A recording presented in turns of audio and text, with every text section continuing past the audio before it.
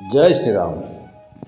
ମଣିଷ ଜୀବନ ବଞ୍ଚିଲା ବେଳେ ମଣିଷ ଏମିତି ବଞ୍ଚେ ଯେମିତି ସେ କେବେ ମରିବ ନାହିଁ, ଆଉ ମଲାବେଳେ ମଣିଷ ଏମିତି ମରେ ଯେମିତି ସେ କେବେ ବଞ୍ଚି ନଥିଲା।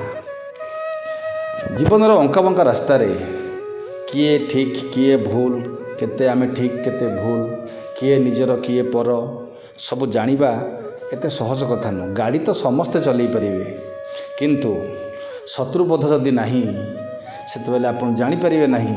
ଗୃହଶତ୍ରୁ ବିଭୀଷଣ ନହେଲେ, ଘର ଢିଙ୍କି କୁମ୍ଭୀର ନହେଲେ କେବେ କାହାର କ୍ଷତି ହୋଇନାହିଁ। ଯଦି ବିଭୀଷଣ ରାମଙ୍କ ପାଖରେ ନଥାନ୍ତା ତାହେଲେ 100ଟା ରାମ ରାବଣକୁ ମାରିପାରିନଥାନ୍ତେ। ସେଥିପାଇଁ କୁହାଯାଇଛି ଯେ ମଣିଷ ନିଜର ଲୋକଙ୍କୁ ନିଜର କରି ରଖିବା ଯେତିକି କଷ୍ଟ ନୁହଁ, ପର ଲୋକଙ୍କୁ ସେତିକି ନିଜର କରି ରଖିବା ବହୁତ କଷ୍ଟ। କାରଣ ପରଲୋକ ବିପଦ ସମୟରେ ସବୁବେଳେ କାମରେ ଲାଗନ୍ତି, କିନ୍ତୁ ନିଜ ଲୋକମାନେ ଦୂରେଇ ଯାଆନ୍ତି। ଏହା ଏକ ନିଷ୍ଠୁର ସତ୍ୟ ଆଜ୍ଞା। ଜୟ ଶ୍ରୀରାମ।